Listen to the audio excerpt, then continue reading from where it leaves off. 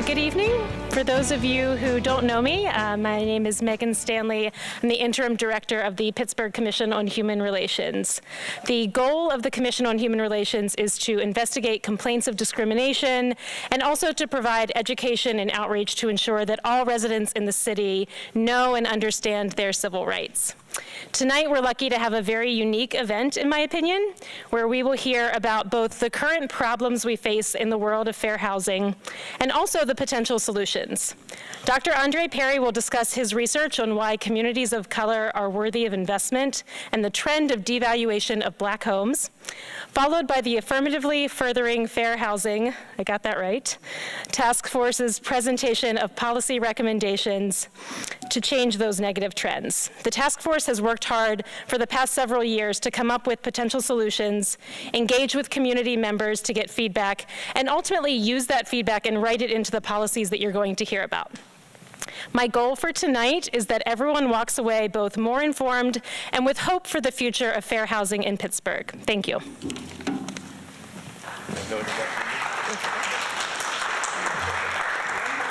And I'm not Andre Perry. Hey, so following Megan, who in the commission as part of the host for this, I'm Jay Dwarren, the executive director of the Fair Housing Partnership. Just before we get into this, I want you to understand a little bit about why we do these events, why it's so important, why the work that we do is so important. To simplify this, as Andre Perry will talk about, the issues of that Megan was speaking to, it starts with the systemic discrimination that our country was built upon. As a result of that systemic discrimination, we continue to see discriminatory behavior, not simply in Clarksburg, Mississippi, where my family came from, when they were taken from Virginia, when they were taken from Cameroon. But we see discrimination here in Pittsburgh. We see it every day here in Pittsburgh. The Fair Housing Partnership, our work is to advocate on behalf of the victims of that discrimination. I say that we're in the business to put ourselves out of business, and we have job security as long as we're here in Pittsburgh. So there is work that we need to do. What we basically do is make sure that people who become the victims, the people who are told that we will not rent to you because you happen to be a woman of color, and we are concerned about how you'll take care of our neighborhood. The pregnant woman who's told that you can't stay here because we just found out that you're going to have a baby and we'd rather not have that baby in our household, so good luck and find your own space now that you're 9 months pregnant. The person with a disability who asks for a request from a housing provider so that they can have actual enjoyment of their house and are told that we don't believe you. So those people come to us and we fight for those people. That's the work that we do. One last thing before I get out of your hair. In the world of social justice and civil rights work, there's a lot of kind of theoretical, there's a lot of academic. We're on the ground. And when you're on the ground, one of the things that you do is look for help. The help that we need are people who can go out to other landlords, to other housing providers, to other real estate agents, right, and see whether or not they're treating people fairly. Now, we call that fair housing testing. And we're always looking for fair housing testers. So when you went out and you saw the thing that said free baseball tickets, what we really want is for you to enjoy the game, but we really want you to get into the game of fighting housing discrimination. So on that, I will, one more person come up for Andre, which is his friend and my education and outreach person, Ray Moore, and then we're out of here. Thank you all very much.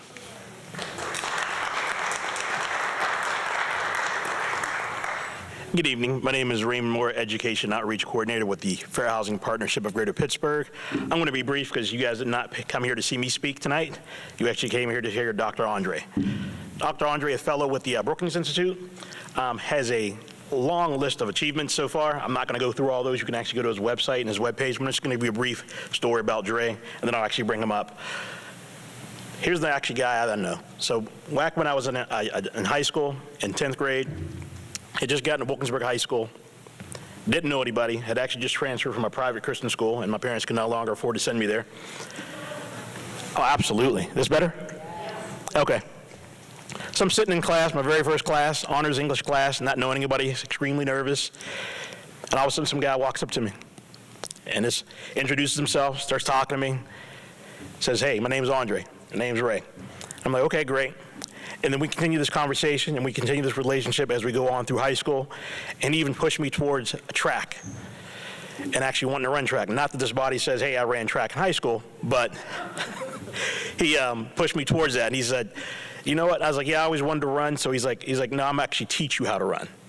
And I was like, "What do you mean by that?" And he's like, "You'll see when we get there." So actually, when I joined the track team, that was actually one of the things he actually taught me to do, was actually how to run, actually how to do that kick, actually how to time myself. So that mentorship that he actually possesses, and that ability and that wanting to help people who are total strangers, that's something that's always been a part of him. And so without further ado, I give you Dr. Perry. Thank you, sir.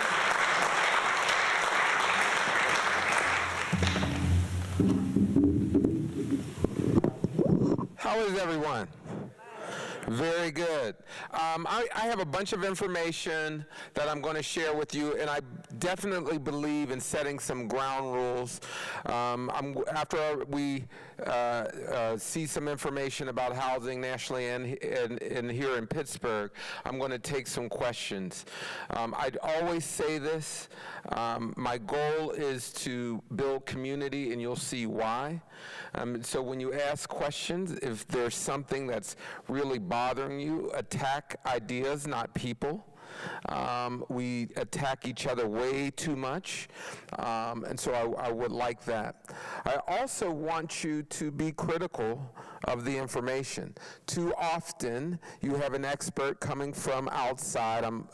As you will hear, I'm from here, and you probably notice, but I live in D.C., and so I want you to be critical of information and start to practice that, because when you're not in a place, you don't see the nuances, you don't see the intricacies of the information, and I want to bring your real world experience into these data. And finally, be loose, have fun. That's what I tried to do. We're here together. Let's share an experience. You can see my Twitter handle at aperry.edu. If you are compelled, tweet something out that you like, or follow me. I have a bunch of reports coming out here in the near future about Pittsburgh. And as you saw here, my book is coming out. It's probably going to come out before this date, and it is the big thread in there about Pittsburgh. And so you'll see a lot of what I'm talking about in the book in this presentation. The data that I'll present is anchored in that data. So let's proceed.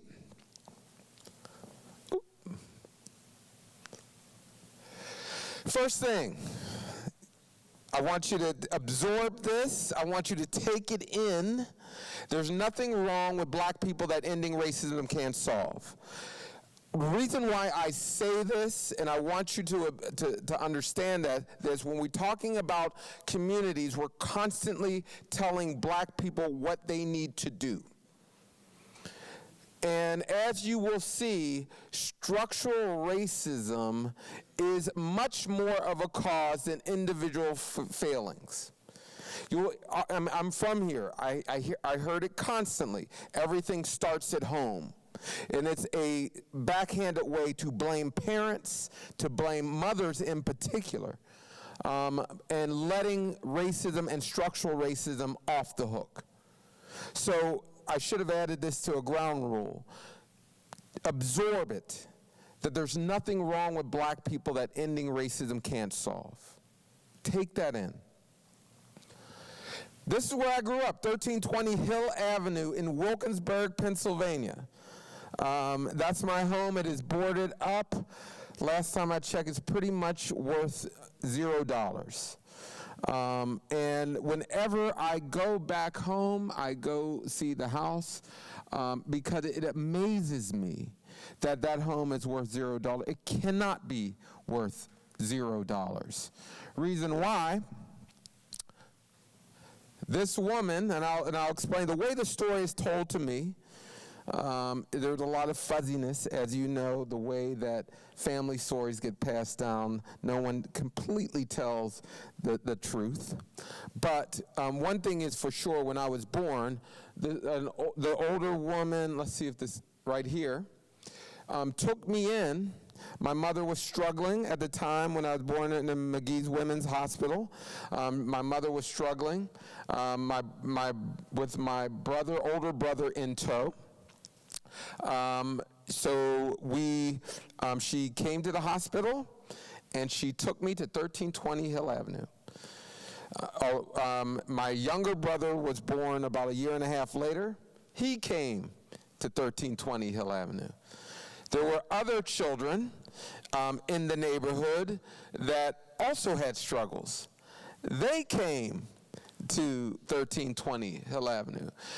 She, quote unquote, watched children her entire life. Some stayed for weeks and months at a time. Some, like myself, stayed the entire throughout high school until I went off to college. So this woman was essentially, I called her mom, and I was informally adopted by this woman and her daughter, Mary. So I called Mom, and Mary, my aunt. She raised these wonderful children. I'm unsure what happened to my mother at the time. She's actually still in Wilkesburg. We stay in touch. She was never that distant, never that far away. But I did know my father, Floyd, was murdered in a Detroit prison, a prison outside of Detroit, Jackson Penitentiary. It's about 40 minutes outside of Detroit. My family is originally, on my father's side, originally from Detroit. He would go back and forth. And it was told that he died breaking up a fight. I recently went to the prison, got the records. He was stabbed one time in the heart a day before his birthday. All right. So that is a little bit of the backdrop behind. That's my older brother. Behind his house. That house is not worth $0 by any stretch of imagination. So I seek out, okay, what is it really worth? It can't be worth $0. So I went out to try a study. Let's see. Okay, I want you to look at this chart. Over on the left side, I looked at housing prices in the metro areas all across the country, where the metro or census tracts where the metro area where the share of the black population was less than 1%. And I compared that, as you can see, going across the x-axis, that as the percent of the black population increases, the housing price decreases. So homes where there are virtually no black people are worth 50% more than those where the share of the black population is 50% or greater. Now, you all, when people see that, they'll say, oh, that's because of education. That's because of crime. That's because of all these other things. Well, we can control for that. That's something we can take and consider statistically. We can look at equivalent homes in similarly situated places. So that's what we did. We looked at the absolute price of what you just saw, and then we accounted for structural characteristics. We looked at house size, number of rooms. We used Zillow data to get a sense of quality by square foot. We also looked at neighborhood characteristics. We looked at the level, the school performance levels. We looked at crime. We looked at walkability. We looked at the number of gas stations in a place. So we looked at all of those things. So then we looked for equivalent homes in white and black areas. So we're talking apples to apples comparison, not a different home in a white part of town than in the black home. So we could helicopter theoretically a home in a black neighborhood and put it in a white neighborhood. They're the same homes. And what did we find? Well, one, before I get there, I wanted to show you, we think of black neighborhoods as negative, but they have a lot of good things going on for it.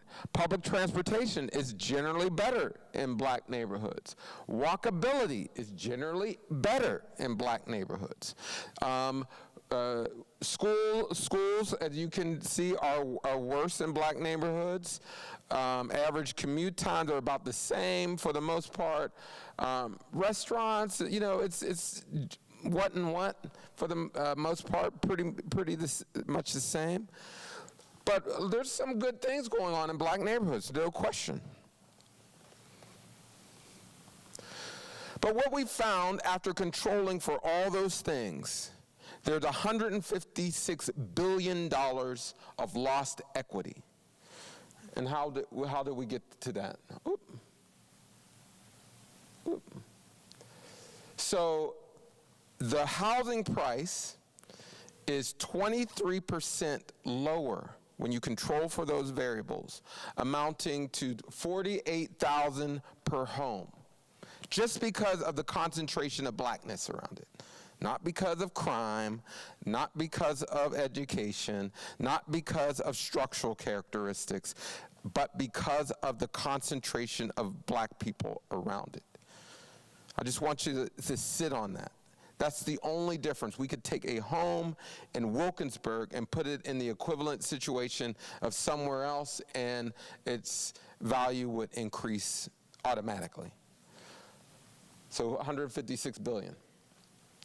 So wherever you see a red dot, and if you look at the size of that dot, the bigger the circle, the larger the level of devaluation. So all across the country, there are more pink dots, they're magenta dots, signaling that there's devaluation in those areas. And the green dots, if you can make those out, those are places where homes are appreciating in value in black neighborhoods. So there are places in the country where homes in black neighborhoods are worth more than those in white neighborhoods. So this is at a metro level in all the areas in the country. And if you really want to dig deeper, you can go to brookings.edu. You can look for devaluation of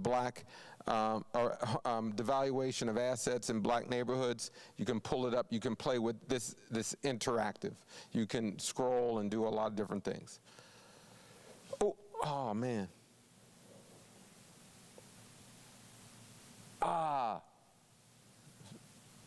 Oh, well, I wanted to show you Pittsburgh, but you can see it here.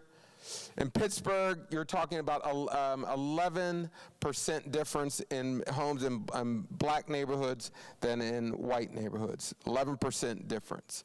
I can't remember the actual amount, so you'll have to go to the that's what that last slide showed. We also layered this data on Raj Chetty's economic mobility work. So we also found a strong correlation between housing devaluation and economic mobility.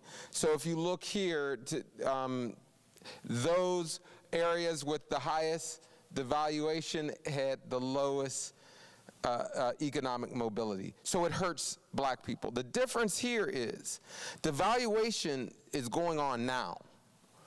The Ross-Chetty works essentially looks at the past to describe what happened to people growing up. This work looks at housing prices now impacted by devaluation. So those numbers you're seeing, those are essentially, well, last year's numbers. And so it's impactful on people and their lives. Devaluation hurts your ability to earn income and to generally grow over time. So I just want to put this $156 billion in perspective. It would have funded 4.4 million black-owned businesses, given the average amount that is used for startup costs. It would have funded 8.1 million degrees. It would have replaced the pipes in Flint 3,000 times. It would have funded all of the damage in virtually all of the damage in Hurricane Katrina. No, the money that is lost just for black people being there is robbing people the opportunity to lift themselves up socially and economically. So this is what I'm saying when people use this narrative that if you pull your pants up and if you do all these things, it might serve some purpose. But people aren't going to Harvard because of their belt-wearing strategies, right? They're not, the reason why they're advancing or starting businesses is not because of the way they're dressed or the way, these things aren't even in the ballpark of creating opportunity. It's that $156 billion, that is. You're literally taking money out of people's pockets who are doing everything that they said you're supposed to do to get ahead. So I'm going back to this. There's nothing wrong with black people that ending racism can't solve. If we begin to think about this just one area. So I'm doing this in a number of areas. I'm looking at education. I'm looking at infrastructure. I'm looking at businesses in black neighborhoods. I'm looking and seeing, hey, these are actually good assets. They are devalued. And this is the purpose of my work. When we look at black people, the stereotypes and biases we have of them, we associate on property. The same stereotypes we give to people, we give to school boards. The same devaluation we give to homes, we give to people who go to certain schools. Wilkinsburg. That these things are not broken. But many of our solutions essentially try to fix people instead of policy. Now, there is certainly a federal, I have federal recommendations for this. I want to use the devaluation metric as a way to deploy tax credits in specific areas. And so if you're in an area where the devaluation is 20-something%, we actually have a dollar amount that we can deploy in a certain area. There are other solutions that we can do. I also believe that there needs to be a private strategy because, as we know, waiting for government is sometimes a fruitless task. And so I also want citizens to mobilize around this data. The reason why my book, let me do this, is named Know Your Price. Everybody always asks me that. My favorite play in the whole wide world is Two Trains Running by August Wilson, right? And in the play, the main character, Memphis, is about to have his home seized through eminent domain by the URA, right? And they're going to give the owner $15,000 for his business, right? There's another character, and he goes, I'm not selling my store, my restaurant for $15,000. I know my price. I got my clause that my business is worth more than that. And he goes back and forth with the city throughout the play. There's another character, Hambone, who paints a fence for a ham. He paints the fence, he never gets his ham. He goes back and forth with the owner saying, give me my ham, give me my ham, until he goes crazy and dies, right? But there's actually a happy ending. The main character, Memphis, gets $35,000, well above the $15,000. And the moral of the story is, know that you have worth, one, but you must know your price.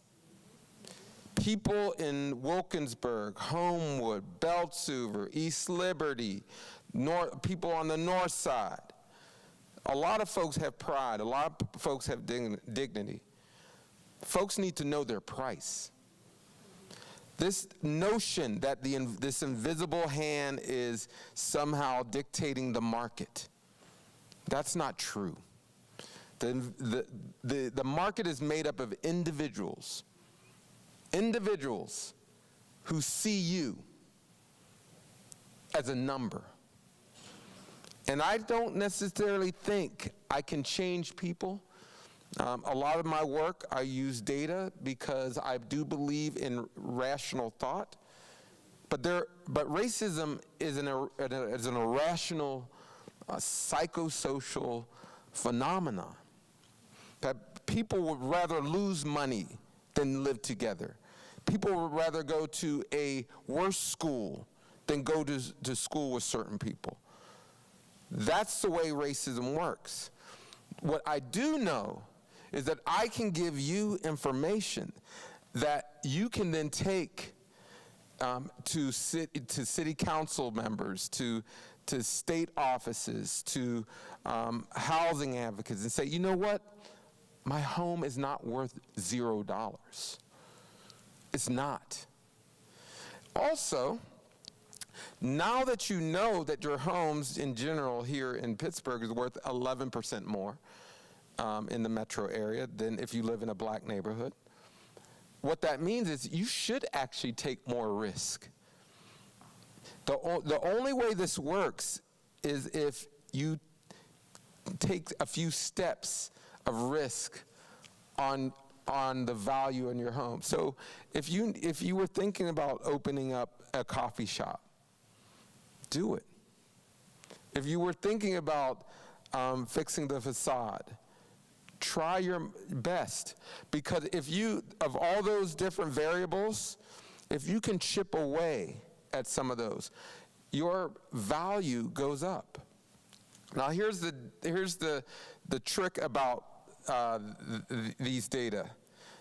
If you're white and you're not so racist, guess what happens? You get a discount when you move to a black neighborhood, because you're getting an equivalent home for sometimes, in some of these cases it was 30-40% less, the same exact home.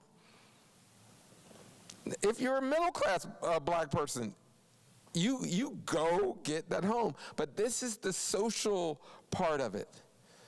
Are you willing to live next to someone that you weren't necessarily going to in the first place? We move with our social relatives. We play with our social relatives. This woman, going way back, and this is why I'm passionate about this work. And I want you to notice this. So, white kid here, white kids there, white kids there. I learned to make brothers and sisters who were not my blood relatives. Those are my brothers and sisters. I talk about racism quite a bit. I hold people accountable, but we all must realize we're in this together. We are. We can keep going on having one group of citizens or live a little bit better than others. We can keep doing that. I don't like these arguments that say, hey, in 2045, we're going to be minority white. The whole deck of cards is going to collapse. No, the country has moved on oppressing people very well. You know, it keeps moving. But again, we have to use this information to push back on that, or we can correct. I'm hoping we can correct. So, I want to open it up for questions at this point, but I want to thank you, so you can give me an applause at this time.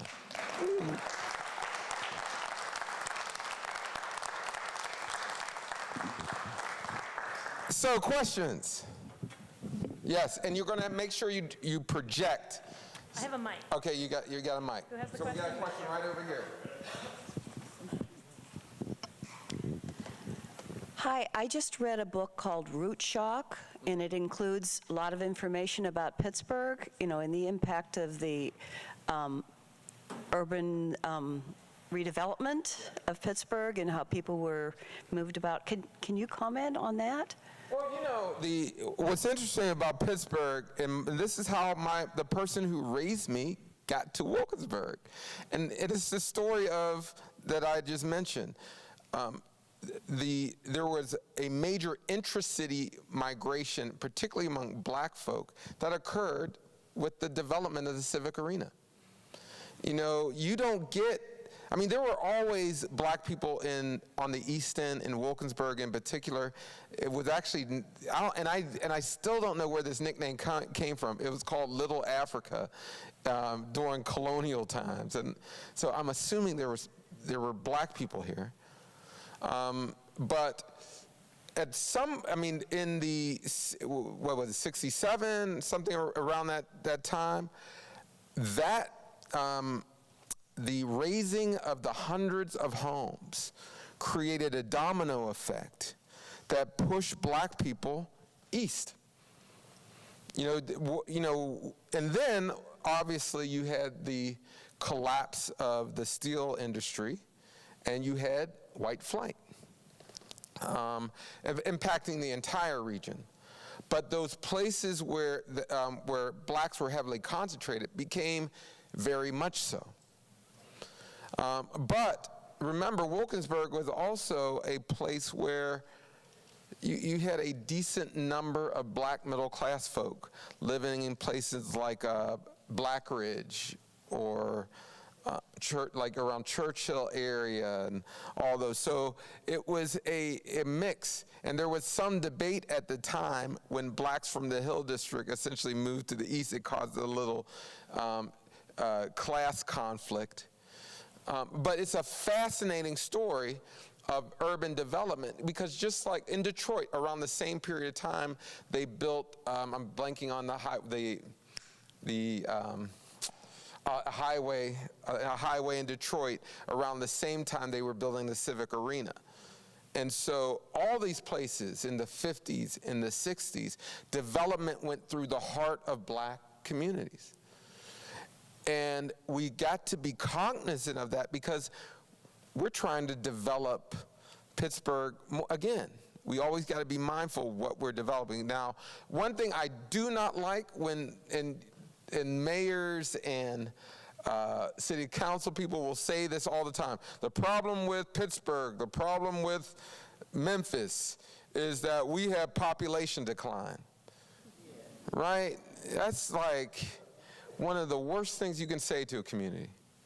Because what it means is that it's a backwards way of saying we need other people to come to fix us. You know, there's enough people here for us to provide and to care for each other. Certainly sometimes the plan of the city must change. But this idea that you have to be a certain size forever, that's just not reasonable. And this idea that you can't create systems to provide for each other is unethical. So we're not going to sort of gentrify our way towards success. Right here, we got a mic. Thank you. Hey, Andre, great presentation. Thank you. Land banks, have you done research into land banks? And do you know of any land bank that's actually successful? I do, you know, I'm going to pass on that because I'm studying it right now. I'm on a I'm on a committee. It's a national committee, and we're looking at alternative ways to distribute land in general and property in general, including land banking. But I'm just now learning, and just and in general, I'm not a housing expert. I'm more of a researcher that I look at particular sectors. But housing is so fundamental that I've put a lot more time into housing policy than a lot of these other things that I generally generate data for. But I can't answer that. I don't want to answer it with any kind of, without making a big mistake. Sorry about that. All right, thanks. We have a question all the way on the other side. It's all right. Okay. Yeah, I was going to say you can. All right. Well, thank you. I agree. Great presentation. This is really valuable information. My question is, how do you claim that lost wealth? That lost Yeah, you know. So, I mean, Yeah. it's easy. You could go to the assessor and say, tax me more. Right? You know, my house is worth more. The assessor will believe you, right? But if you go and you want a home equity loan to leverage that into business development or into education, you know, that assessor, you know, how do you get that assessor to believe you, right? Right. Or that you know what I'm talking about. Yeah. So part of this is there's two things. There's the problem that I see of adjusting the bias and racism we already know that occurs throughout the housing market process. So it's not just assessors, it's appraisals and lending and real estate agent behavior. All of these things impact price. So the thing that I found interesting in my research, the Obama administration actually tried some interesting things. They just didn't have a race-based lens to this. And so what I found, the corrections you need to make are really at a neighborhood level where you're really focusing on getting money back into the hands of not just homeowners, but people who live in those places. And I don't have my tax credit solution is more that came about because of the housing advocates, because it was the easiest thing we could do. But even for me, I said, no, well, that's insufficient because, and I don't necessarily think it's stopping the problem. And so I'm short on solutions even there. My solutions is we do have to regulate more appraisals, assessors, all those different behaviors in the housing market. But the bigger thing is we created these wealth disparities through federal policy. It wasn't, I mean, you don't get here unless the federal government didn't co-sign with a lot of different policies along the way. The federal government has to step in a significant way to put money back in in particularly homeowners, but also in communities where people have lived.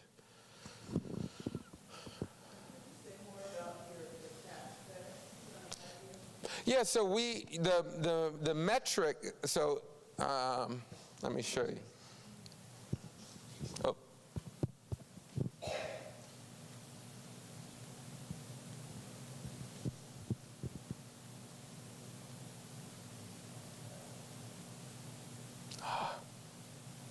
So this number right here, and by the way, these are interesting findings. So in Lynchburg, VA, a home in a black neighborhood is worth 81% less, the same exact home. 81% less. So when we looked at those numbers, we were like, whoa, what's the fastest way in policy terms that we've gotten money back to people? And the easiest way, when you look at everything from earned income tax credits to that whole suite of policies that essentially either give individuals some form of tax break or some kind of refund. And so, and again, this is something I'm really relying on my housing advocates for. I'm working with essentially 7 national housing agencies, and we're working with this percentage. We're saying, hey, at 81%, what does that mean in real dollars? We can actually, I calculate that. And so then it becomes a problem more for the policymaker, how to get that money to the homeowner and the community. So it's not clean, but there's a solution. I've been working with several of the presidential candidates on this issue, and I'm not backing anyone, but Elizabeth Warren had some pretty good, solid ideas on this front. She recognizes the historical discrimination that has occurred over time, and the talk about reparations is really a talk about stuff like this. That's what it is. So, first of all, again, thank you for the presentation and for the data. From my space, as someone who advocates on behalf of fighting against the kind of discriminatory policies and understanding that I'm trying to address generations of discriminatory policies as they're affecting individuals. What I hear from you makes me think about the way that we do our work in fair housing. And the question that I have is looking at the data that you have in terms of controlling for all their elements. That makes me think about the way that I do testing. And what it brings to mind is, if you have the data that controls for all elements other than the location of the house, if we were to present, and you're looking for solutions, if we were to do fair housing testing of housing assessors in a way that says we've controlled for all elements, therefore, if you assess it 11.6% less, it is inherently discriminatory because the only factor that we're dealing with is the race of the area, we could bring fair housing claims based upon that data. Knowing that and looking at what these look like, we would look for settlements then that would affect the neighborhood, right, at the levels that you're talking about. Have you worked with anybody in that level? Are you willing to? And I would love to talk to you about it. Yeah, you know, and I want to say it was Cleveland that did this. They had this experiment, might have been a Fair Housing Action group, that they sent 3 assessors, they did an experiment to the same homes, and invariably they got 3 wildly different amounts, appraisals, that's right. And I mean, it was anywhere from, say it was 30,000, 60,000, and like 80,000. I mean, the variance was so large, particularly in black neighborhoods. And so, and you know, and this is how it works. I mean, this is what really happens. A black family will have grandma at the home when the assessor comes, and they're just letting them go through, and that happens, right? And you definitely see a system of devaluation per neighborhood. There's no question. You know, I do struggle with Wilkinsburg and Homewood, because you know the stock there is great, absolutely fabulous. I mean, I'm doing a project with here in Pittsburgh. There's no question you have a highway exit that goes through Penn Avenue.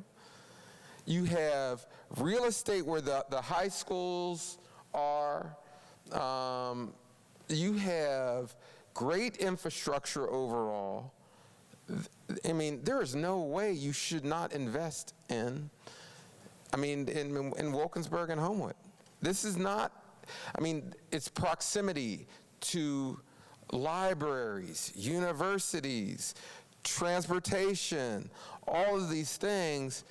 And when you see what these homes and businesses are priced at, you're like, this cannot be without kind of systemic view of this entire area. And so I would definitely work with you on that. I do think you take the same approach, but you guys are expert in this. You find, you do the way you send out testers, and it's the same process. And so I would definitely work with you on that. Cool. Hi, thank you. Is it fair to be skeptical that you can account for all of these? Oh, yeah. Because just thinking about, like, there's got to be, some houses need more, construction work. Maybe there's repairs that they assume have to be done. But this? Maybe there's neighborhoods that have high vacancy rates and the appraisers are very skeptical.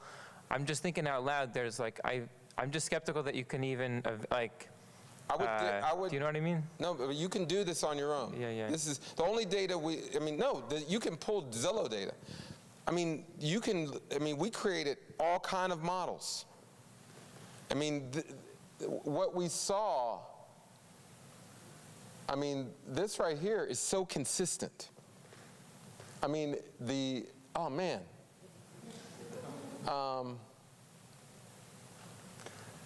And I want you to go through the report.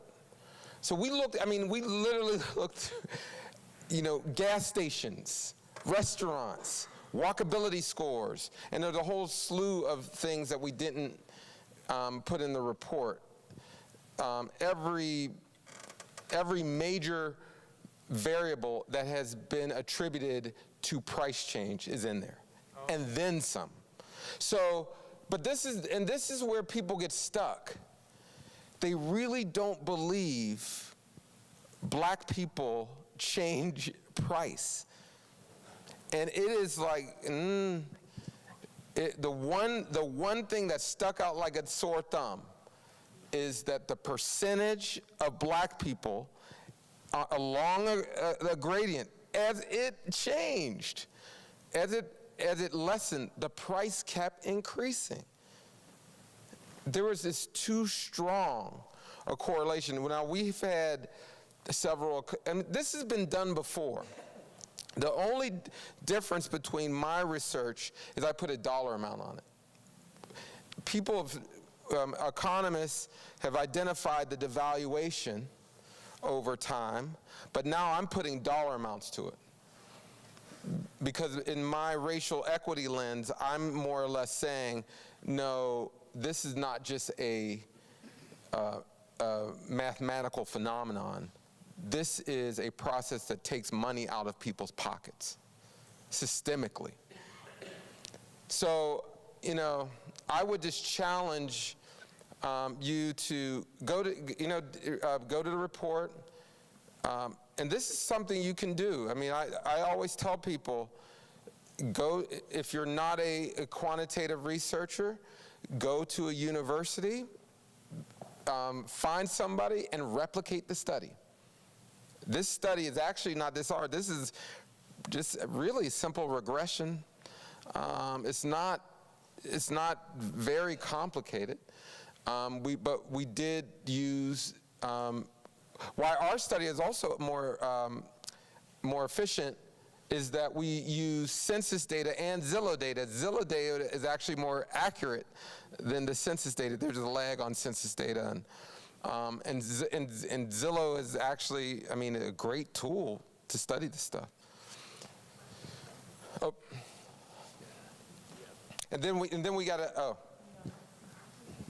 Thank you.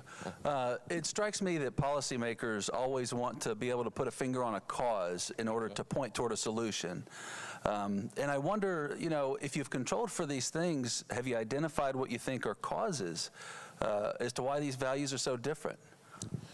Yeah, I mean, you know, the real cause is so, there is structural racism along the way, and the structural racism has impacted our attitudes.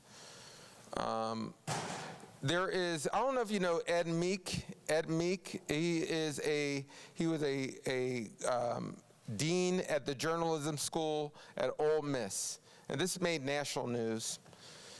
He sees two black women in the school. He finds a picture of two black women in Oxford, and he takes their picture, puts the picture on Facebook, and he says, look at what's happening to Oxford.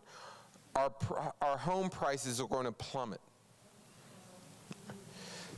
During the presidential election, during the campaign, nominee Trump said in his plea to the black community, look at your communities. There's nothing there. What do you have to lose? Actually, and I didn't put this up there, in black neighborhoods, there are $609 billion worth of assets in black neighborhoods. $600 billion. There's a lot to lose in black neighborhoods. In just a few months ago, in Maryland, a Maryland delegate called PG County N-word district.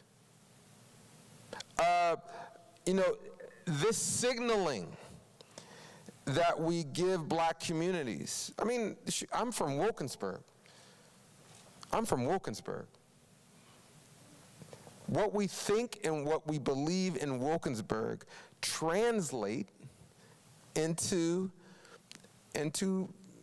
pricing. You know, so you can't put one finger on. You can't say, if you can only fix this. But what I do know that in housing, there are real estate agents, there are appraisals, there are loans where we can concretely identify bias. No question. We have enough data to show that. And we can concretely identify its effects. So in that regard, we can find solutions. What the harder work is, how do we convince ourselves that people have value? That we all have value? And that's going to take some work.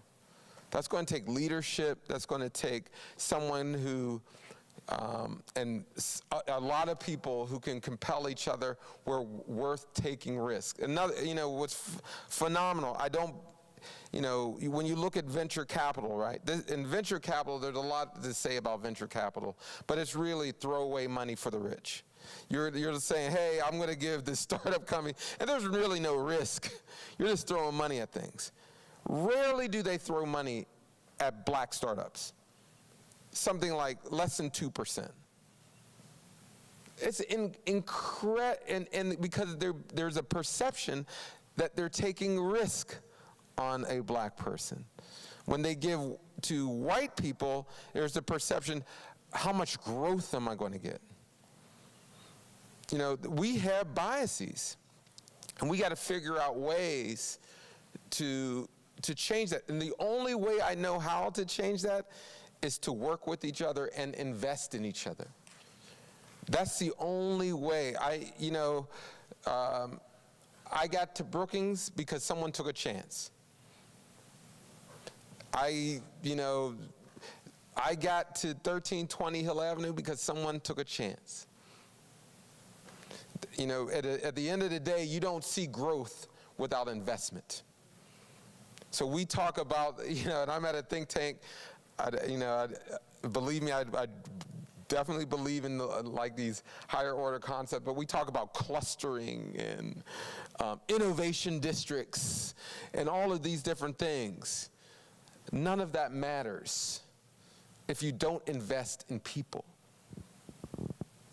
I mean, I had this, a New York Times editorial not that long ago, last year, and I talked about running down Penn Avenue when I was in high school versus now. Wilkinsburg was actually more thriving than it was in East Liberty, in that, at least that section. And right now, East Liberty looks nothing like Wilkinsburg. There's a lot going on, and Wilkinsburg hasn't changed a bit, right? Because you're essentially giving money to people who have no ties to black community.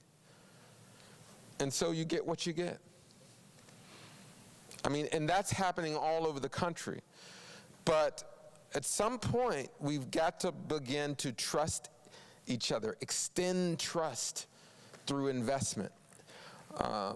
And so that's a lot of my work is about, to try to work with the brain, work with people's, the head case.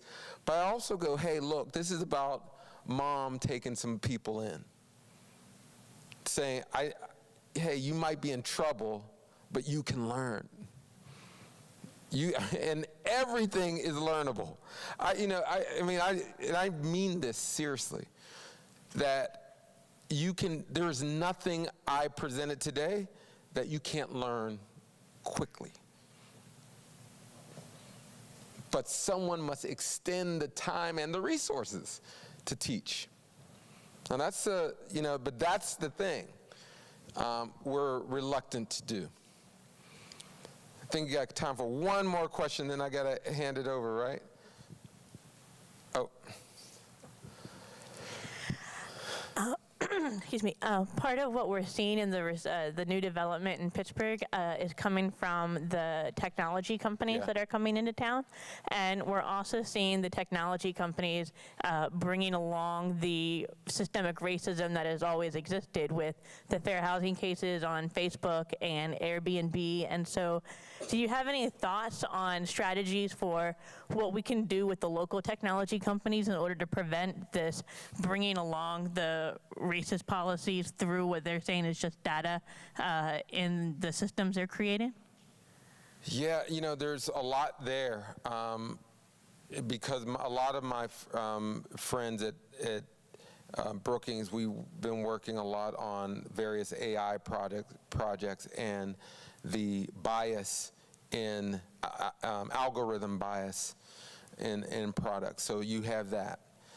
But tech companies are no different than any other company, in that the way that we've seen in Pittsburgh in particular, changes in both labor practices and residential change is mobilizing. At some point, people need to mobilize and organize and use whatever levers they can to influence corporate behavior. And that's easy to say and just hard to do. That you have to figure out what are the pressure points in a system, and you've got to push them. Right now, this is crazy. In D.C., there was a Metro PCS, the phone store. That's right. So don't mute DC. They told the Shy, a new mixed residential development, the residents there, young white people, told the owner of the Metro PCS store to shut down music that has been playing outside for the last 25 years. They said, they called the police, they called the fire, the volume was always within the city limits, and they play go-go. That's the thing, they play go-go. Go-go, if you don't know, it's the distinctive sound, it's the indigenous music of DC. White folks don't know what go-go is. They have like, what is this noise? We don't want it. And just as black people are not valued, as you saw with the property, white folk want to erase any remnant of black people. So there's already been a population shift. So they don't want any signs of blackness there. The problem is that no one owns a city.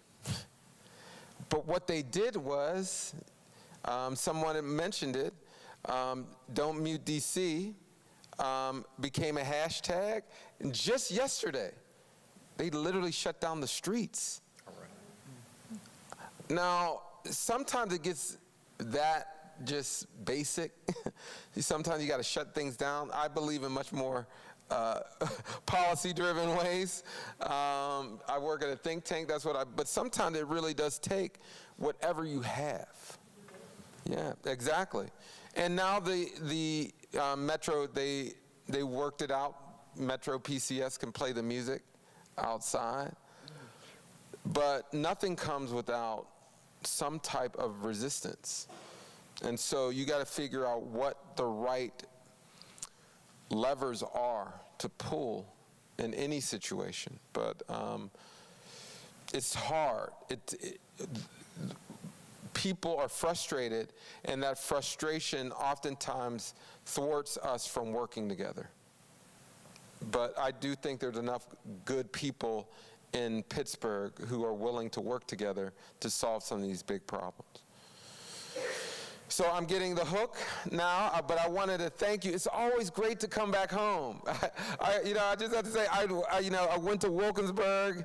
I actually graduated down the street from Peabody. But, I love home. And I will be back to present more information. And I want my experts in those areas to really help me, because again, I'm sort of the data person. I'll throw a bunch of data out there. I need the housing and the business experts and to really tell me what to do. Well, thank you very much.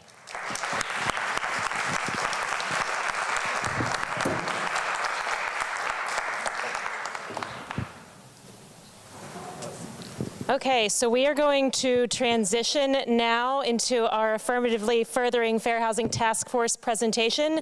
So for all of you who wanted policy recommendations, they are coming shortly. When you came in, on the table, there was a summary sheet of the recommendations they're going to be talking about that were thought about through the community, and we got your feedback for that. If you don't have one and want one, we have some to pass out, so you can just raise your hand.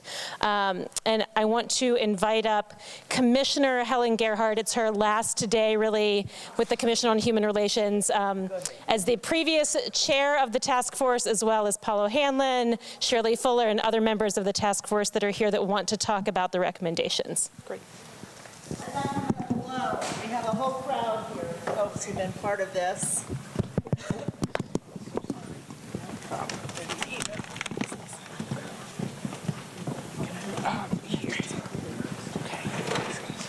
Oh, pardon me. What did I just say?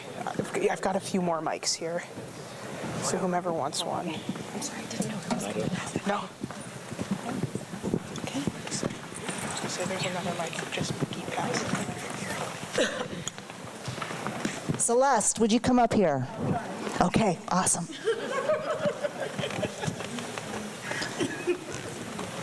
Carl Redwood, are you in the house? Carol Hardiman, come on up here.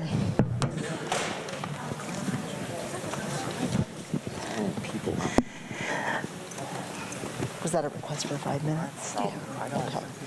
All right, so what we're going to do, we're going to give a quick introduction of what the task force is, the kind of work we've been doing. Then we're going to give you a 5-minute break, and then we'll start to talk about the policies that we've developed together. So, the Affirmatively Furthering Fair Housing Task Force, try saying that 3 times fast. It is a group of there's 44 different organizations that are part of this group. It includes grassroots organizations like the Penn Plaza Support and Action Coalition, Crystal Jennings right here, Carol Hardiman from the Hill District Consensus Group, Celeste Scott from Pittsburgh United, Shirley Fuller from the Homewood Concerned Citizens Council. So these are people that are working on the ground, seeing the damages of years of systemic racism that were imposed by government policy. There's a great book, Richard Rothstein's Color of Law, and it goes into all the different ways that integrated communities were divided, that zoning and lending policies actually led to people being evicted from their own homes, ejected from the homes that they had bought based on race, right? We see years, decades of government-imposed regulations from the local, through the state, through the national levels. So a lot of these folks that are on this task force have seen the harm to people that they love. They're trying to care for people who are really still experiencing the damages that include not only less access to education and employment, but harm to the body. Infant mortality rates are way higher in the communities that have been damaged by these policies. Diabetes, heart disease, the stresses are clearly seen in the death rates of middle-aged black women. On this task force also are people who've been working for years to try to develop policies and to defend people who are experiencing these damages. So Paul O'Hanlon defended low-income people for many years, really fighting for their rights. Chuck Keenan, as part of the for the Department of Human Services, has been working to address homelessness in our communities at the policy level and in terms of direct services. Bob Damewood has been helping to write policy and legislation and working with so many of these grassroots groups to give them the legal expertise, the tools for them to fight with against the systemic racism. Right here, the community, Kevin Quisenberry with the Community Justice Project, again and again has intervened. He helped with many of the Penn Plaza residents gain some kind of hope for, if anything, mitigation of the harm. Right? So they were given 3 months to get out. He was able to secure enough time for them to be able to try to find homes. So there's such a range of experience on this task force. And then we went out into the community. We took the policies that had been written and we asked people to give feedback based on their experience, their expertise, their knowledge of their own communities. And we revised those policies based on that feedback. So, if you would go ahead and take a break, about 5 minutes, please try to come back within 5 minutes, and then we'll go over some of the solutions, just a few of the solutions that are possible, and the ways that we can start to move it from paper into action.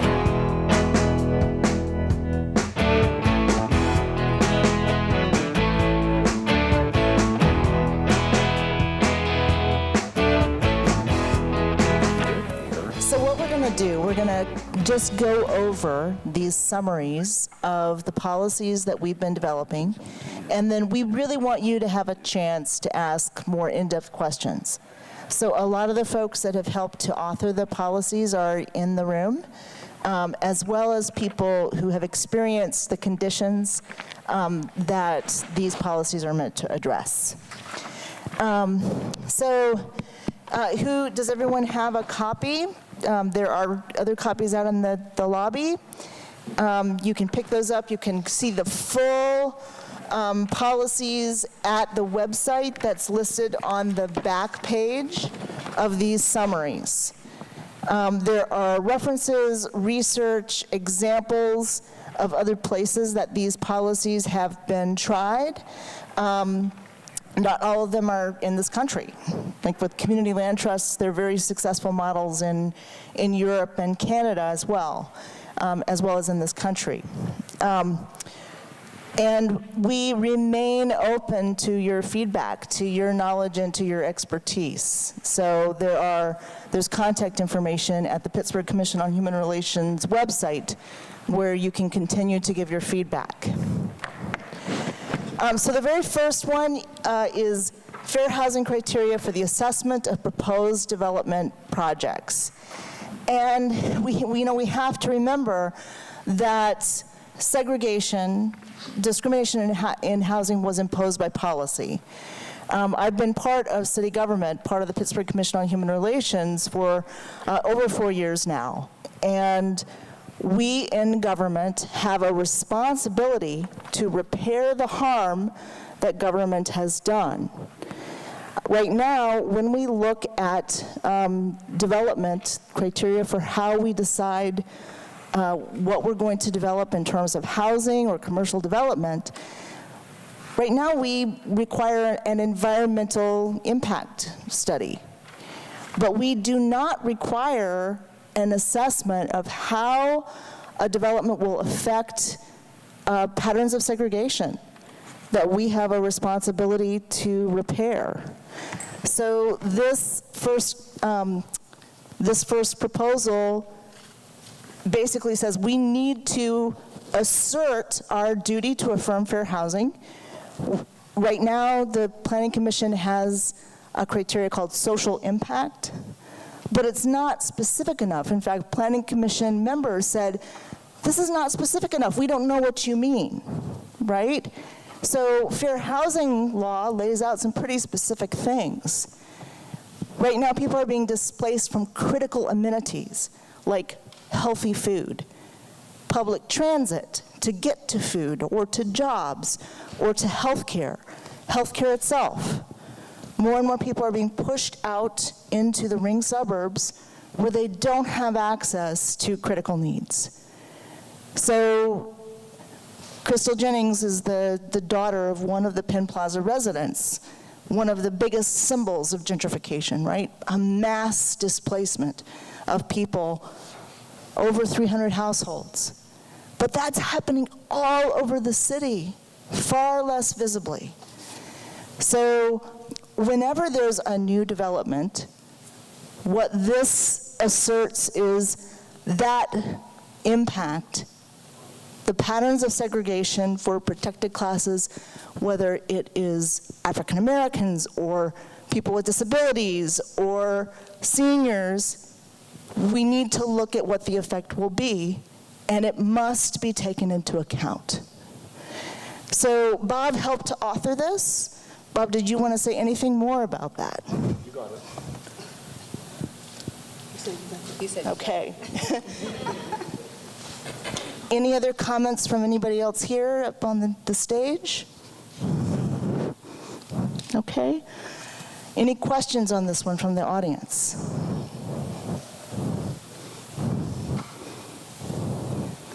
I kind of feel like I want to give some architecture to these proposals. So the Fair Housing Act is now 40 years old, is that right? So, and 50, okay, 50 years old. It's 50 years old, and it said that local government, because of this history of actual discrimination, the local government doesn't merely have to comply with the law, it has to affirmatively further, it has to act consistent with, it has to act to support the Fair Housing Act. And here we are 50 years later, and there are no policies in place where local government would actually have policies to follow to do what the Fair Housing Act has said it should be doing for the last 50 years. So here we are in Pittsburgh, 50 years later, coming up with proposals that should have been in place decades ago, and looking at what we need to do now to get these policies implemented, because they're 50 years too late.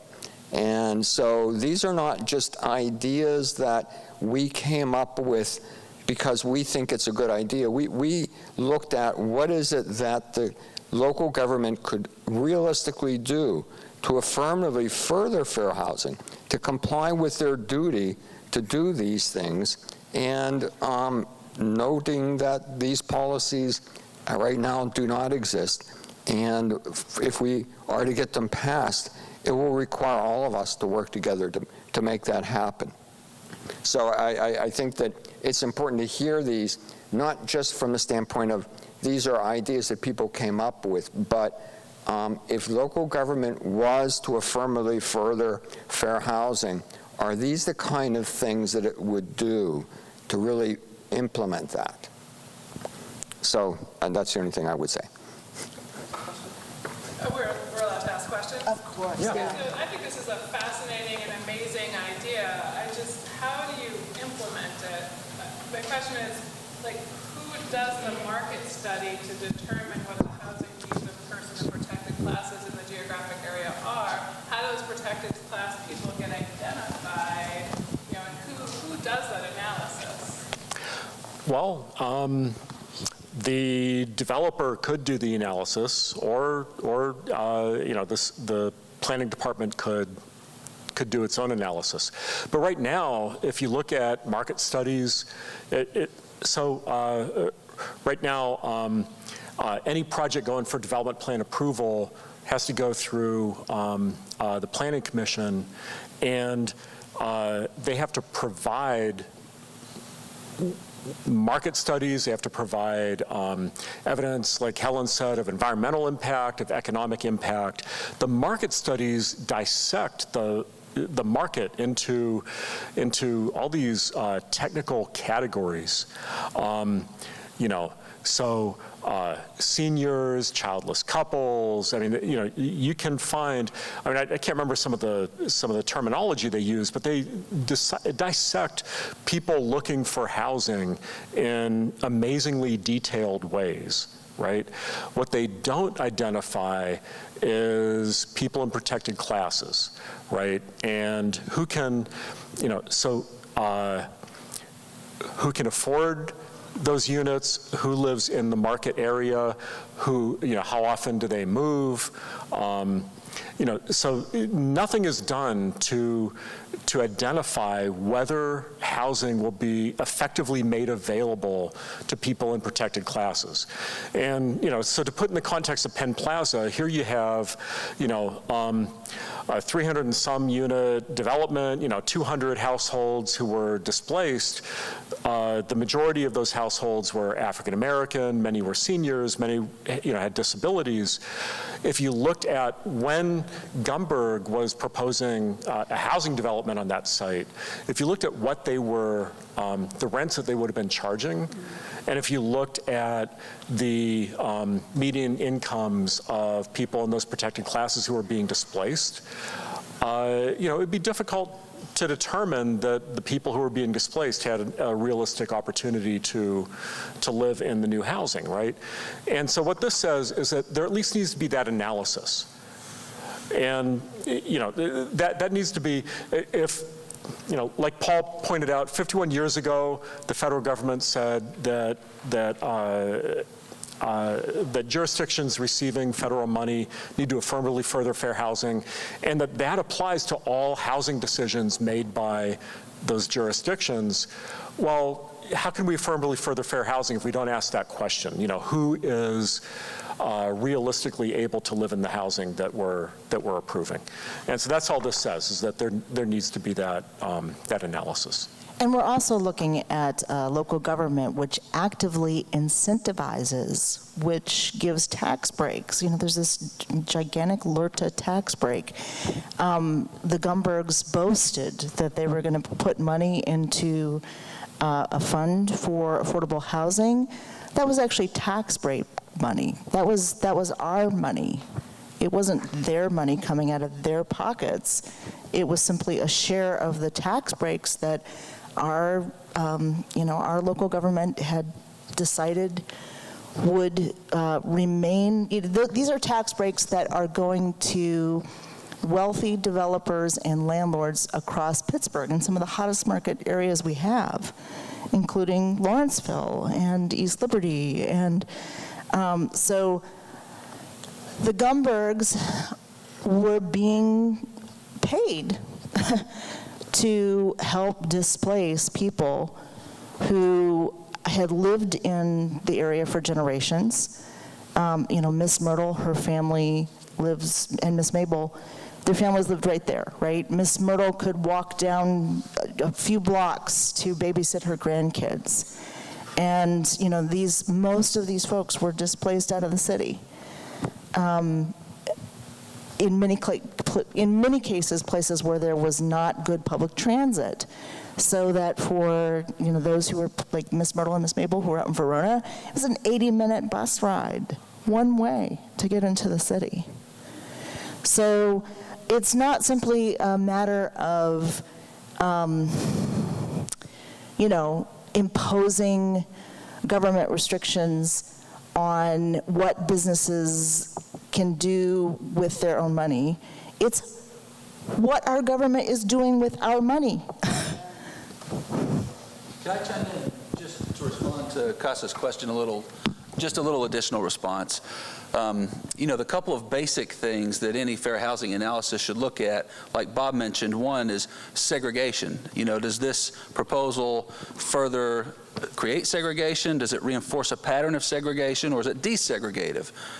Will the effect of this be desegregative in nature?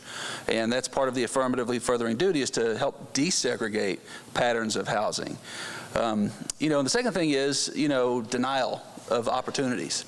Who's being denied opportunities with this proposal under these scenarios? So those are the two core, tenets in any sort of analysis. And the second thing I wanted to say was, so far as mechanisms, this recommendation is for the local government units that have some duty to analyze fair housing in their work, for them to work with advocates and develop what the mechanics will be. And there are some examples. HUD has some mechanics that it uses, for instance, when it looks at fair housing impact of projects. There's a question in the back. I read this before the coming decision by the Supreme Court regarding the census. And I'm wondering if the data that's going to be relied upon by our city is going to be data that's taken from the census, and whether that's going to take into account immigrant communities that may not be counted. And when we're looking at disparate impact, is that going to skew the numbers? For example, this Mali Bantu community that was affected in Lawrenceville may not have been counted had we gone, ahead in time, and we may not even be aware. Does the city have a further obligation to count this stuff? These people, are we going to be able to do that as a city? And is that going to be part of the policy? So Lori, we were just in Harrisburg, Just Harvest was just in Harrisburg, and we were talking to our state representatives about how critically important it is for the state to invest in outreach to immigrant communities, to communities of color that are left out of census data in a normal year, right? But with the way it's looking on the Supreme Court, in terms of the arguments right now, like I'm sure other people have been listening to what's happening right now as the arguments are presented and the justices respond. And many of us are very afraid. It looks like it's going to be a 5-4 decision, that there will be a citizenship question on for the census, and that is going to skew the data big time. That's going to skew our political power. We'll have, communities that have immigrant populations, low-income populations, there will be less political representation for those communities. So this is a deep, endemic the data has been skewed for a long time because people who need to be represented have been undercounted for a long time. It almost certainly will get worse. And so I do think that there's something that we can do. We can really push Harrisburg, push our state legislature to invest in making sure that those people are reached, that those people are convinced to answer the census, because at this point, that's the only solution I can see based. Well, okay, to answer your question, all this policy recommendation says is that city commissions and authorities must analyze development proposals to determine whether they will perpetuate segregation and effectively deny people in protected classes access to that development. It doesn't say how. And the how, this was drafted by the Race and Ethnicity Committee of the formerly Furthering Fair Housing Task Force of, city and county. I think each commission and authority that adopts this policy is going to have to figure out what information they need to effectively implement it. We didn't try to figure that out for the various decision-making entities in the city and county, and so I don't have an answer to your question. But to be determined. Yeah, it does speak to the fact that so many of these problems they're multi-level, right? It's local, state, and national solutions that have to be reached. Okay, so a time check. We have until 8:30. We're going to speed up the pace a little bit. To just take questions. Yeah, I was going to suggest that we. Thank you. I was just going to suggest that we kind of do a brief, real quick go through, and then after we do that, then we do questions, because by then it was kind of already asked if you had these, if you need a copy. Yep. So that would just. Time check, 8:04. So we're trying to be respectful of your time plus our time, because I think we're all tired. Yeah. So with that being said, Helen, go for it, and I will keep you. Yeah. Okay, cool. All right. One question, comment before we go into that, because it's going to be a lot of reading. But I wanted to make a comment while she was still here. Oh, sorry. I wanted to answer your question a little bit while you're still here, because I'm a Hill District resident, and the Hill, other than Penn Plaza, we were like one of the first communities that the displacement really, ran rapid. Starting with the arena, where now the console and everybody goes down there and play and have a good time. Now, moving forward, you could tell, it's hard to tell, and it's really hard to count everyone, because everyone is not going to be counted, especially people that are homeless, especially people that just don't even want to be involved with being counted with the government. And so we've been working with, we've been getting creative, and that's what you have to do. We've been working with the Create Lab. We've been working with other organizations, and I would say think tanks, to really put it out there, to really inflate it, because everyone is not going to be counted. But the best way you can tell, you could just go through a community and you could just see. You could tell the difference. You could see the vacant land. You could see what was here versus what's coming. So just to give you a little bit clarification, sometimes you can't depend on numbers. Thank you. Okay, non-discriminatory tenant screening criteria. We have one of the most racially discriminatory criminal justice systems in the world, right? We have over 2.3 million incarcerated based on race in terms for the same crimes. And that criminal record then continues to damage people in all sorts of ways when they get out. So I'm a white person and I've smoked marijuana, right? And a black man who receives a criminal record for the same crime can't get public housing, is often not eligible for all kinds of benefits that are just the very basics for trying to get started again. And our current screening criteria are extremely discriminatory. So this asks that the Pittsburgh Commission on Human Relations should advocate for the prohibition of the use of criminal records in housing admissions.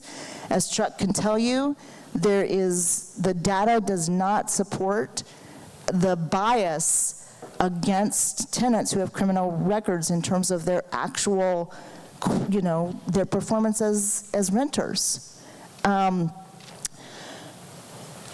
It advocates that we should publicize the Department of Housing and Urban Development's HUD guidance for the use of criminal records in housing admissions, educate landlords about just how useless a criminal record is for assessing how good a tenant is going to be, and enforce violations of HUD and the Commission protections, guidance.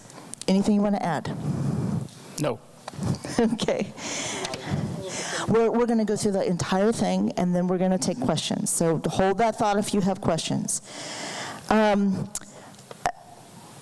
Right now, this city, this county, we have so few tenant protections. The basic rights of tenants are almost nil. People can be evicted for basically no cause.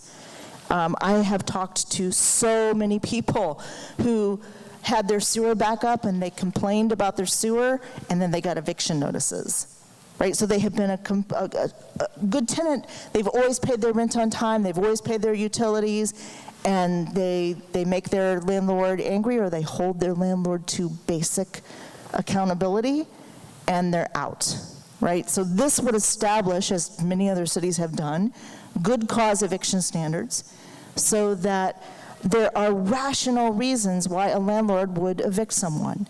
That person doesn't pay rent. That person damages the property.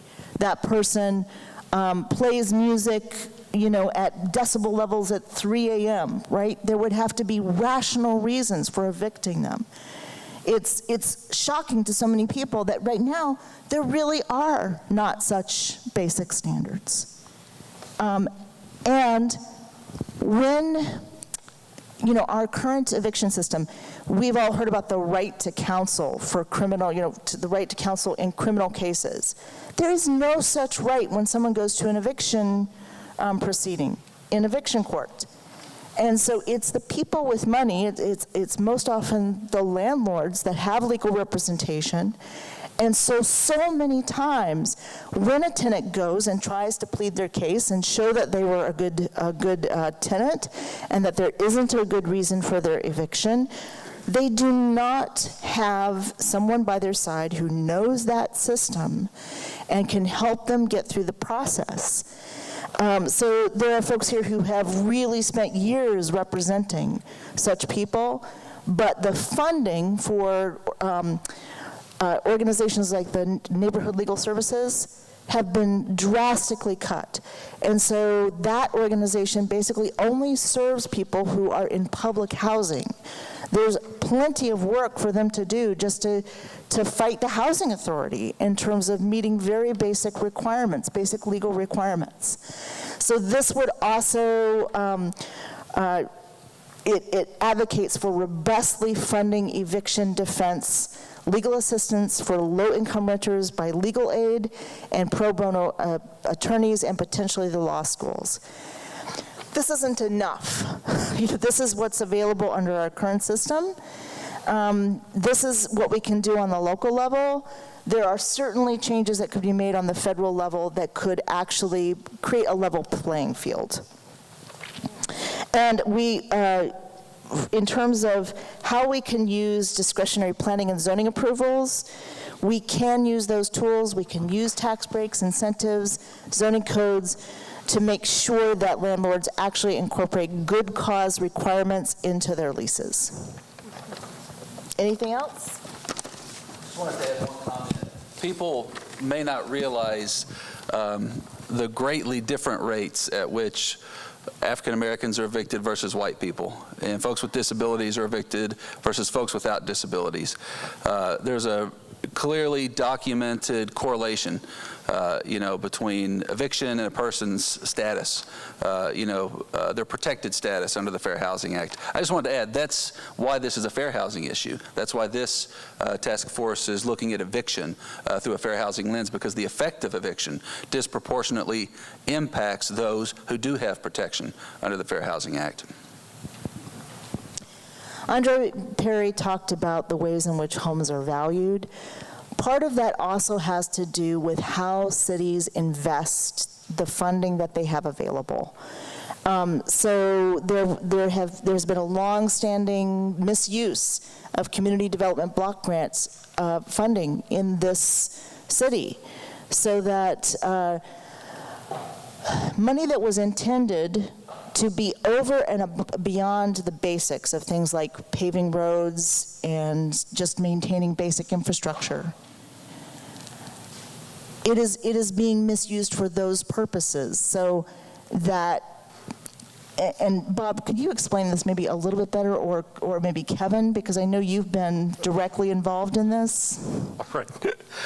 I'll take a stab at it without accusing the city of misusing their CDBG funds. I'll leave that to Kevin if he wants to. I'm not going to be so kind, sorry.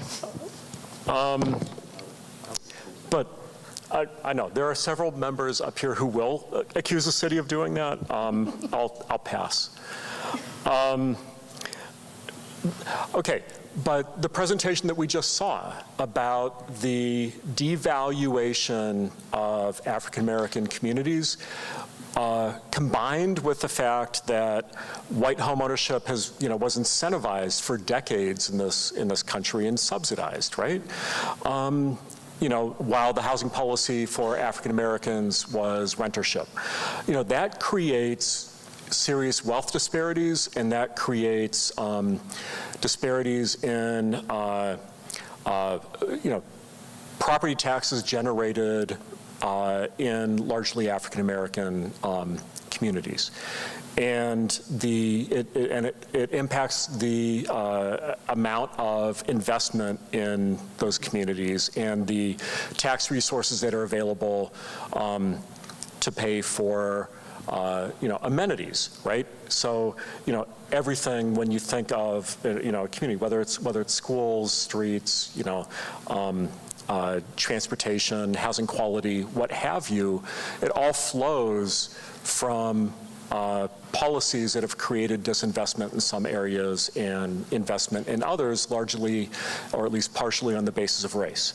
And so, if we're going to remediate that, we need to talk about how do we stimulate investment in, predominantly African American communities and historically disinvested communities. And so there are a few opportunities to do that, a few ways that we can do that. One is, so Helen mentioned CDBG, Community Development Block Grant. That is essentially federal funding that, and trying not to be too long, but federal funding that is supposed to make up for that historical disinvestment. And so one of the recommendations is to separate capital funds and community development block grant capital funds, and make sure that capital funds are equitably distributed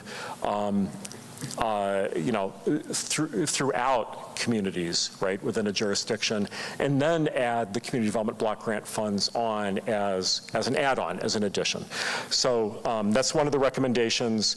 There have been some creative financing structures. One is the Lower Hill.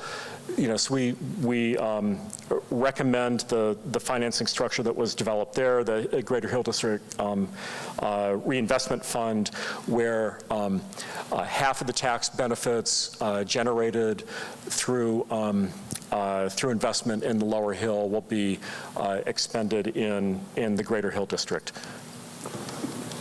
It's 8:16. Oh, okay. I've been told time. Okay, I will pass the mic. That was good, Rob. That was good.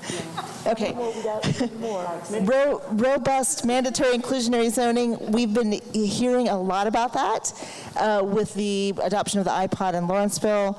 Basically, this is following the recommendations of the Affordable Housing Task Force. We can, according to market analysis, we can indeed make this a citywide policy.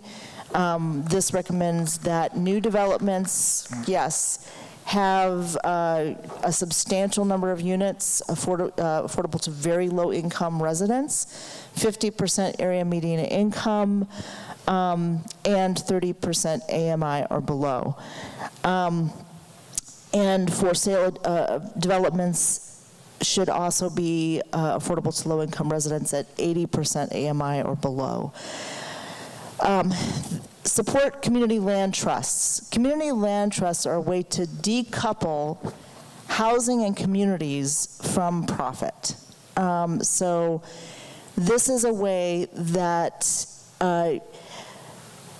this is a very flexible type of land trust which can be adapted to specific circumstances. Basically, community land trusts are formed of boards composed of the residents of the homes, of community members, sometimes experts, people who have expertise in the law, financing. Sometimes it includes elected officials. That board basically helps to manage community-owned land, which is then leased. 99-year renewable ground leases is the basic standard at this point. The people who buy those houses, anything that they invest in the houses, they get back when they sell them. Different CLTs have different rates of return on the investment that the homeowner has made, but basically the housing stays at the same level of affordability, so that when people sell, people who are at that basic same income level can move into those houses. Hey, Helen, could I suggest, so that we can have some time for questions if people do have questions? Just read through it. Just to have like a one-sentence synopsis on each of the rest of these. Or just take questions. Or just take questions. People have Does reviewed everybody it. have the sheet? Has everyone reviewed it? Okay. Yes, everyone has a sheet? All right, awesome. How about we just go with questions? Because you guys can read it yourself, and then if you need further explanation, that's why we're here. Do you need a mic out? Anybody? Yes, ma'am. Ladies first. Sorry. If they're ladies. Hold that thought. Hold on. I'm coming to you. Let me do what I do best. I facilitate. Hold on. Here we go. Here I go. Okay. So Helen, the last one you just talked about, the community land trust. Isn't one of the problems with a community land trust, though, if you have somebody who's at, say, 50% of AMI, and they must sell to someone who's 50% of AMI, don't they then lose the growth of investment that builds wealth? Yes, they do. Yes. But here's the thing. If they're at 50% AMI or even a higher income level, they might not have the opportunity to buy a house at that affordability level where they want to live. And so this provides opportunities that wouldn't community land trust can provide opportunities that wouldn't otherwise exist. Studies have shown that homeowners in a community land trust, they have lower foreclosure rates, far higher success rates, and if they move on if they sell that home, they move into a non-community land trust home. So it's kind of a first rung in the ladder towards homeownership and wealth building. And there are also models of multifamily units and tenant cooperatives, limited equity cooperatives, so that people are paying basically rent, but rent in which they then have equity, and when they leave, they receive a gigantic chunk of that back. So it works best when there are many more units. So like in Burlington, Vermont, then Mayor Bernie Sanders passed a law along with City Council that required that all public housing funding. Okay. She can't help herself. All right. Go, next question. Hello, everybody. So now that the report is complete, what are the next steps? Or what happens next with the affirmatively furthering fair housing report and committee? Just where do things go from here? Fast sentence answer. Paul. Can I piggyback off that question, actually? So each of these have different action points, it seems like. Some of them are non-specific. So kind of what, for each of them, I mean, maybe do a general synopsis. And maybe don't go into every single one. But some it seems like City Council would have to do something. Some it seems like the Commission could do things immediately.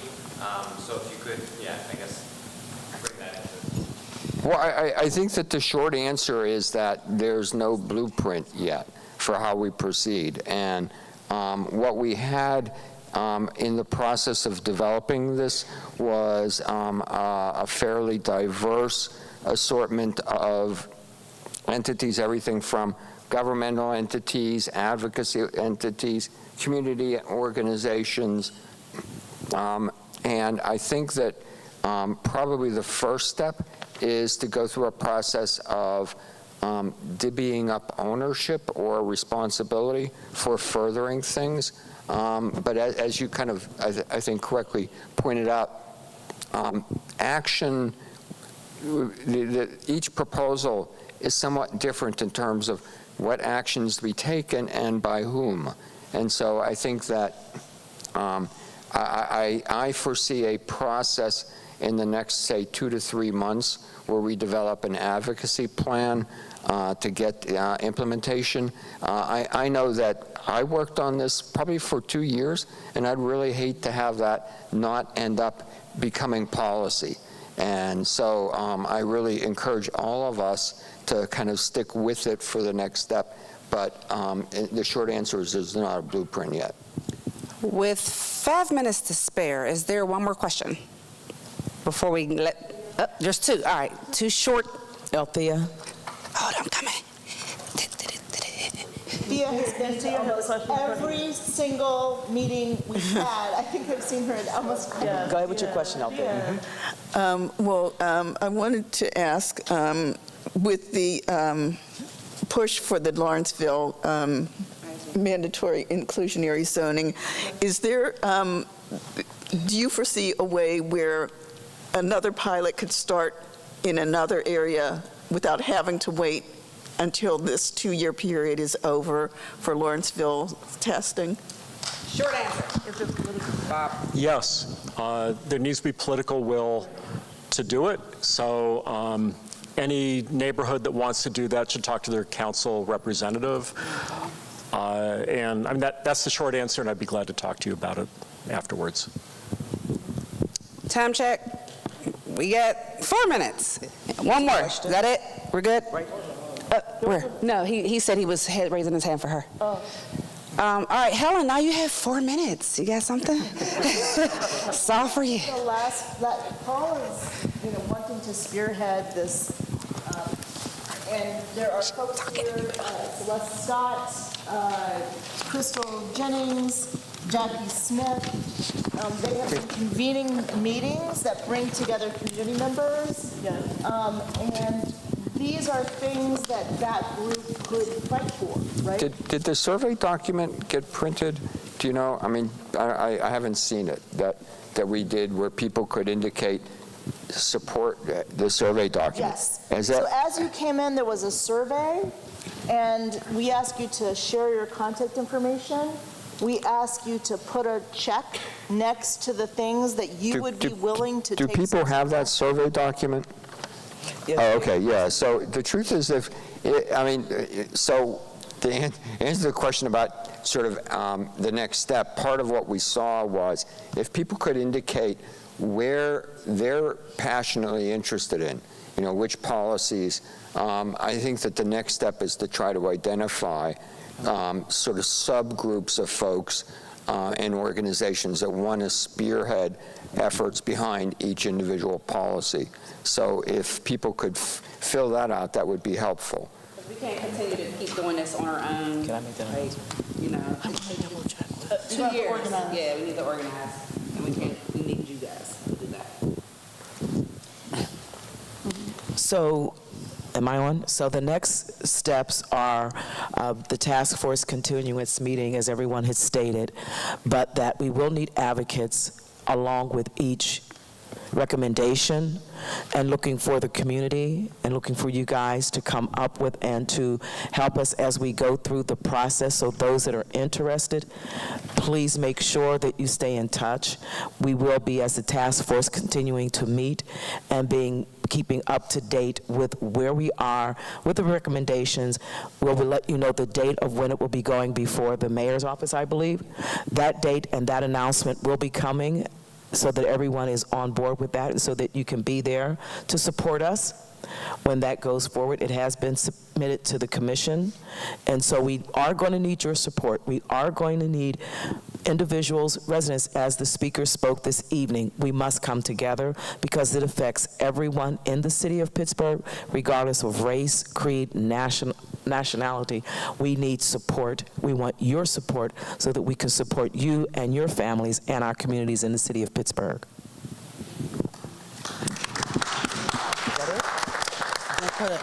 Commercial time. Quick time. If you want to get involved and if you want to know your rights, the Hill District Consensus Group, we host a Renters' Rights Matter workshop once a month. I'm sorry, this month we're not going to have one because of our situation with the Hill House, but we've been doing it. We started off with 9 people. We have about 45 people to 80 people knee deep. And I mean, people are really coming out and we're really educating them about what to do, their rights. We have had the legal team from here. We have had Pitt Law School, and we have had connections with our national partners come, like Homes for All and National Low Housing. We're part of it all. So we really advise you to get involved, and mostly for residents to get involved because they're the ones that really don't understand this process. And so it's all the more you know, and I'll keep you posted on that. Thank you. Please do pass the surveys back. We will use that contact information to let you know the next meeting of the task force and the ways that you can get involved. One more announcement.